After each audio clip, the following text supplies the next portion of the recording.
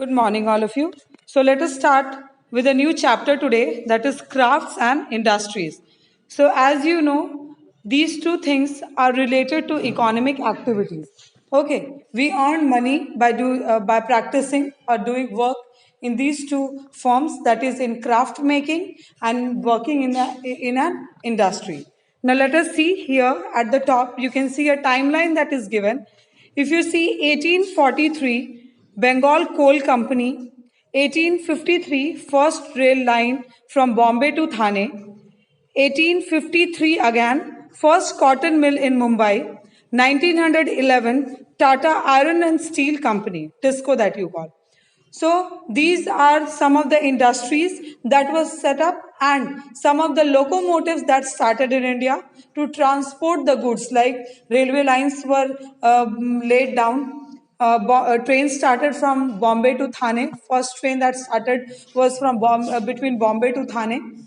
So now let us see what we have to read in this chapter, how crafts and industries got affected by the British rule. Britishers के advent से, Britishers के आने से कैसे crafts और industries में changes आए, how new industries came up, और ट्रेडिशनल इंडस्ट्रीज जो पहले से छोटी छोटी कॉटेज इंडस्ट्रीज थे उनमें कैसे चेंजेस आए. All this will be seeing today. Now the industrial sector massively contributes to the economic growth of a country. It generates huge employment opportunities and earns foreign revenue by exporting manufactured goods. So, any country, if you talk about any of the country, the industrial sector, that is also called as the secondary sector, it contributes a lot to the economic growth. कैसे economic growth में contribute करती है? लोगों को employment provide करती है, नई products बनती हैं जो market में sell होती हैं. So basically they employ people. Apart from that, बहुत ज़्यादा पैसे भी earn करती हैं. That's why they contribute tremendous to the economic growth of a country. India has been one of the largest exporter of textile, especially the fragile and exquisite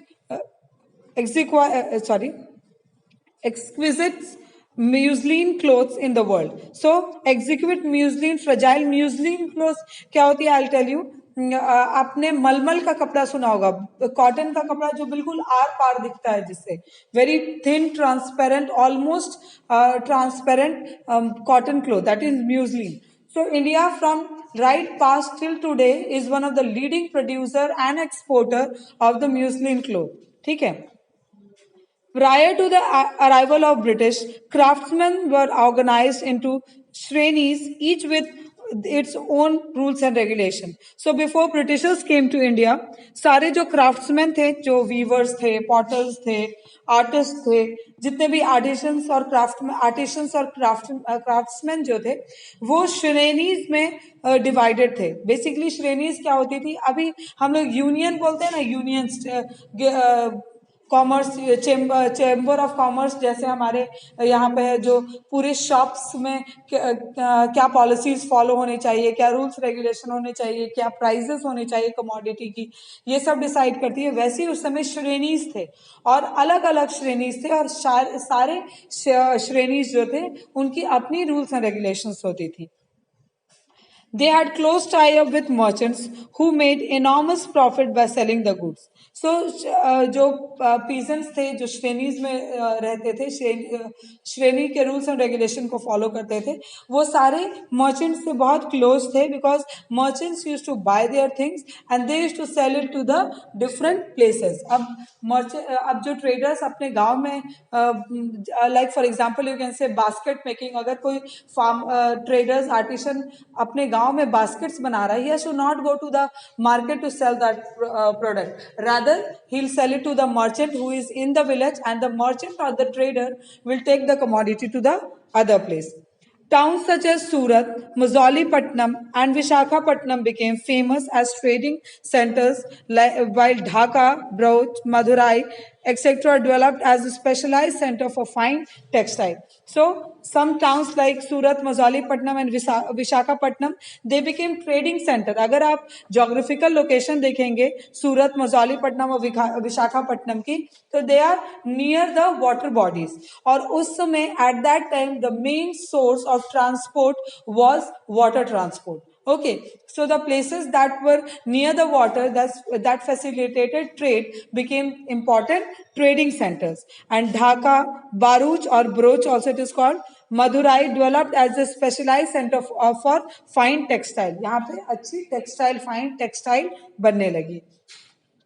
The advent of East India Company destroyed the traditional fabric of Indian economy and made it subservient to the needs of the British. So you know before the situation that I said you all that श्रेणीज exist करती थी, श्रेणीज के rules and regulation थे, कुछ towns trading towns बनी, कुछ towns fine textile towns बनी. These all existence was before Britishers. But as I've said you all when we were reading about the tribal life that जैसे ही British India में आए they started with their own motive. ठीक है, उन्होंने सारे system को अपने हिसाब से रीस्टार्ट किया and that all focused on earning profit for the Britishers. So same happened in the textile industries also. When Britishers came to India, they had no botheration that पहले से कौन सी industries हैं, how are they functioning, which are the important towns. They had nothing to do with that. Rather, they started doing things that would cater their needs. Okay, now land revenue policy. Land revenue policy of British. 1 minute. Just wait for a second. There is some issue with the page. Yes. Now let us see. The land revenue policy of the British consolidated the position of a new class of zamindars and had devastating effect on peasantries. So, you know, these all things, the changes that they were bringing, the जो changes आ रही थी उनकी बहुत ही devastating impact थी industries पे, ठीक है, peasants पे, industries पे बहुत ही ज़्यादा devastating impact थी. Apart from that, उन्होंने एक अलग class को develop कर दिया था. They were called as zamindars. वो बहुत ही ज़्यादा torture करने लगे थे peasantry को, जो farmers थे उन्हें बहुत torture करने लगे थे. Commercial policies of British. Ab commercial policies means that what were the changes that they brought in the area of trade. In the field of trade, kuch changes आई थी. Let us see. The blind imperialistic interest broke the backbone of Indian handicrafts. Also, it created obstacles in the establishment of modern industries in India. These came to be summed up as following features and effects of the British commercial policies. So you know the Britishers were blind imperialists. That means they are prime for how a blind person's prime focus is reaching his or her destination. They do not see or they do not know about the obstacles in their path. Okay, same was with the Britishers. They were blind imperialists. Their prime focus was their self-profit. They had no botheration about any Indian industries. They were not bothered that in what pitiable condition are the Indian artists and craftsmen. Rather, they came up with their new policies that was called as British commercial policies. Let us see the first British commercial policy. As per the Charter of 1813, East India Company's monopoly came to an end and Indian trades were open to all the British subjects. So if you remember, before it was English East India Company was basically a group of merchants that was sent to India. उन्हें India भेजा गया था that आप जो है वो Britishers के behalf पे trade करेंगे. Okay, but with the Charter of 1813, what happened? East India Company came to an end और उसकी जो monopoly थी trade में वो भी खत्म हो गई. अब जो भी Britishers चाहते थे, they could easily go and trade in India. कोई भी ब्रिटिश सब्जेक्ट ब्रिटेन का कोई भी ट्रेडिंग कंपनी इंडिया में आराम से आके ट्रेड कर सकता था. पहले ये राइट्स रिजर्व थी इंग्लिश ईस्ट इंडिया कंपनी के लिए. As a result, the Indian markets were flooded with imported goods. So, how the effect of this charter of 1813 was seen in India?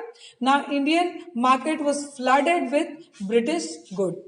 ठीक है, जितनी भी ब्रिटेन में ऑलरेडी इंडस्ट्रियलाइजेशन स्टार्ट हो चुकी थी, फैक्ट्रीज इंस्टॉल हो चुके थे, मशीन्स इंस्टॉल हो चुकी थी, लोग ज्यादा प्रोडक्शन होने लगी थी. So they were searching for a place or they were searching for a place that would facilitate them as a market.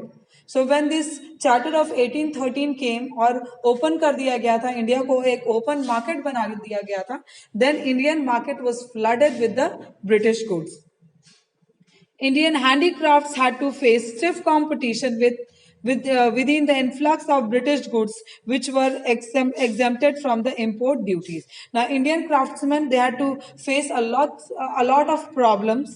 Why? Because जब इंडिया में फॉरेन की गुड्स आए, कोई मशीन मेड गुड्स आएगी, definitely you as a consumer will always buy a thing that is machine made than going for a handmade. Like for example, I'll tell you, sweaters, if somebody sells you a handmade sweater, you will not buy it over machine made sweater. So same happened, and apart from that, British की जो goods की prices थी वो भी बहुत कम होती थी, because they had to not pay any import duty. वो जब products इंडिया में आती थी उन्हें कोई भी tax नहीं pay करना होता था. Under the company's rule, Indian handicraft industries, especially the textile industry declined steadily. Both the income generated from it and the chunks of people financially dependent on the industry were adversely affected. The process of destruction of indigenous industry is known as deindustrialization. So one another thing that was seen was that Indian handicraft industries they started losing their importance. अब आप products बना रहे हैं but people are not buying it, definitely there will be a time when you will close down your manufacturing unit. And the most worstly affected was the textile industry, क्योंकि Britain में textile industries थी, वहां machine से चीजें बन रही थी. India में सेमी मैकेनाइज्ड थी, दैट मीन्स फुल्ली मैकेनाइज्ड नहीं थी. कुछ पावर लूम्स थे, फिर भी वीवर्स जो थे वो ज्यादा हाथों से काम करते थे. So their products were not of very fine quality. ठीक है, and over quality. And secondly what happened was that जो प्रोडक्शन कॉस्ट थी वो हाई थी इंडिया में, बिकॉज लोग मैनुअली काम कर रहे हैं. ठीक है, अगर आप हाथ से कोई काम करेंगे वो डेफिनेटली ज्यादा टाइम लेगा as compare to machine. Like I give you very small example that you must be very frequently seeing at home. अगर आपकी मम्मी स्पाइसेस ग्राइंड करती हैं मैनुअली, हाथ से सील पे अगर ग्राइंड करती हैं, स्टोन स्लैब्स जो होते हैं उस पर अगर ग्राइंड करती हैं, it takes more time, and the thing that is grinded is of a very not very fine quality. But same work, if it is done in a mixer grinder, the things or the spices get blended very properly. So definitely a machine made product will always be the first choice of the consumer. So because of all these reasons, there were various smaller units that had to close down. And closing down of indigenous industry, indigenous means khud ke desh ki, swadeshi. So closing down of indigenous industry is referred to as deindustrialization. So industrialization means coming up of industries, and deindustrialization means destruction of the existing industries. Now, a vast majority of craftsmen were forced to give up their livelihood and look for alternative employment as landless laborers on farmlands or as workers. So people who were employed in the textile industries, now they lost their job. अगर factory ही बंद हो जाए, working unit ही बंद हो जाए, then definitely they have to look for a new job. So they started looking for a new job, and in dearth of jobs, since they were landless, they had no land of their own, they had to work for very low wages. बहुत कम wages के लिए उन्हें काम करना पड़ता था. Since they had lost their main job, they had to look for alternative jobs. Apart from draining resources, the British also amassed wealth in various forms to finance their administrative expenses and industries. So apart from draining resources, केवल यहाँ से वो resources नहीं ले गए. ऐसा नहीं था कि केवल इंडिया से रॉ मटेरियल्स भी वो ले जाते थे. ठीक है, जैसे अगर टेक्सटाइल इंडस्ट्रीज ब्रिटेन में है तो उसकी रॉ मटेरियल कॉटन बॉल्स जो हैं वो इंडिया से जा रही हैं, तो वो इंडिया से ये रॉ मटेरियल्स रिसोर्सेज भी ले जाते हैं.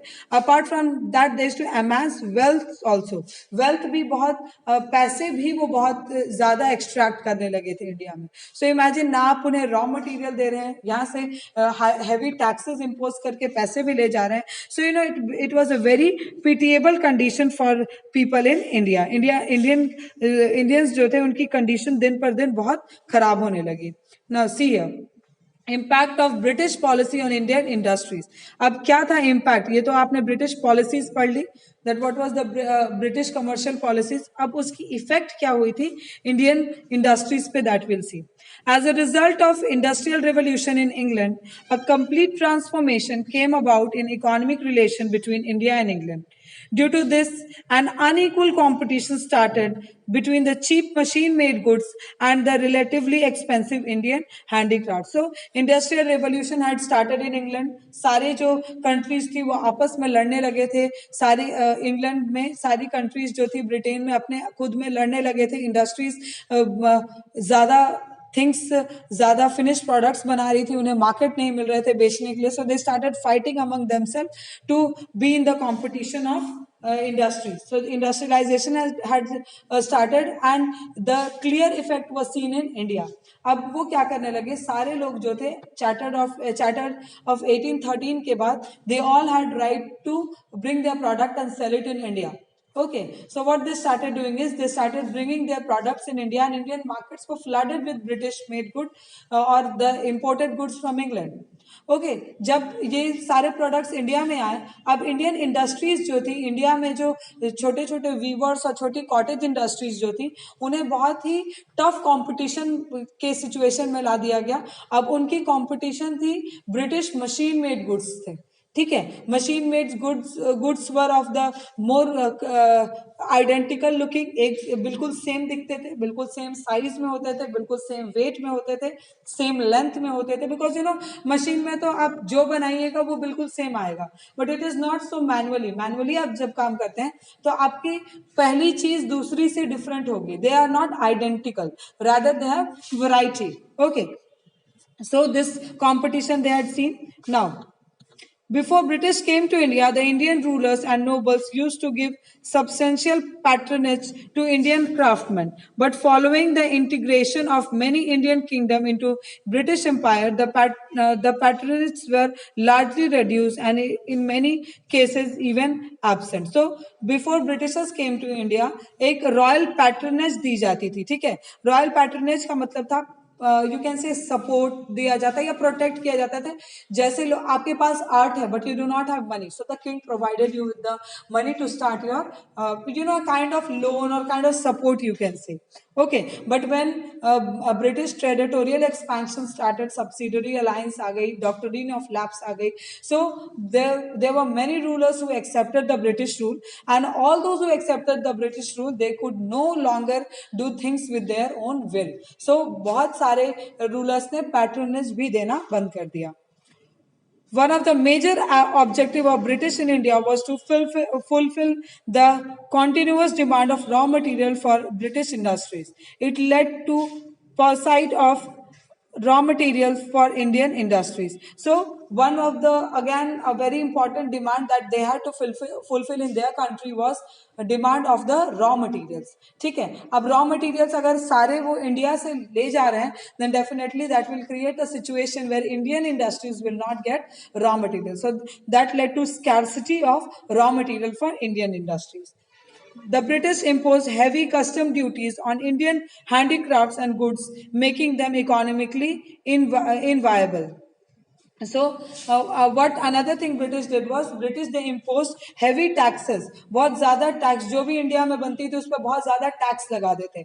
अगर टैक्स आप किसी प्रोडक्ट पे लगा रहे हैं, मान लीजिए आपकी प्रोडक्शन कॉस्ट है ₹5 और आप टैक्स लगा दे रहे हैं उस पर ₹10, so definitely the products will be sold for 17 और ₹18, क्योंकि ₹15 तो उसकी अब प्रोडक्शन कॉस्ट हो गई. Okay, and apart from that अगर आप ब्रिटिश प्रोडक्ट्स को देखें तो उन पर कोई टैक्सेस नहीं लगती थी. दैट मीन्स अगर उनकी प्रोडक्शन ₹5 है और वो ₹10 में भी बेच रहे हैं, still they are earning a more profit. Indian industries जहां ₹2 प्रॉफिट अर्न कर रहे हैं, they are earning ₹5 profit. Still their selling price is less than the Indian industries. So just imagine what was the situation like. पहले ना ही उन्हें अपने products पे कोई भी कंपटीशन रहने दिए, कोई टैक्सेस उनकी प्रोडक्ट्स ब्रिटिश प्रोडक्ट्स पे कोई भी टैक्सेस नहीं इम्पोज थी. अपार्ट फ्रॉम दैट अगर आप इंडियन प्रोडक्ट्स पे देखिए उस पे बहुत ज्यादा टैक्सेस थी. ब्रिटेन में इंडिया से रॉ मटेरियल्स ली जा रही थी, यहाँ से लेकर जा रहे थे, whereas Indian industries were scarce of the raw material. Britishers were providing support to their industries, but Indian rulers were not allowed to provide support to their industries. So this was all about today. What you are supposed to do is, there is meaning that is given of patronage, and then there is another meaning that is given of Shrenis, and timeline is given which you are supposed to do in your copies. Thank you.